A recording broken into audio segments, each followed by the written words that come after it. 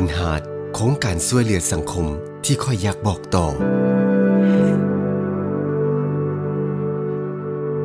บ่ว่าจะเป็นเวลาใดหรืออยู่ส่วนใดของประเทศลาวท่านก็สามารถมาร่วมบริจาคในจำนวนเท่าใดก็ได้เพียงเข้าไปที่เว็บไซต์วันหาดหรือเข้าไปที่แอปพลิเคชัน BCEL1 ก็สามารถช่วยเหลือผู้คนอีกหลายๆคนได้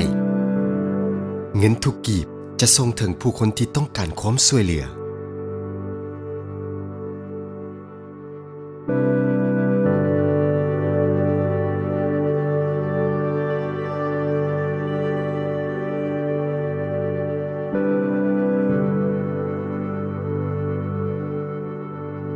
มาร่วมใจแบ่งปันสู่สังคม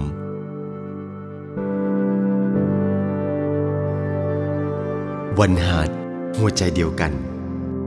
ธนาคารการค้าต่างประเทศลาวมหาชน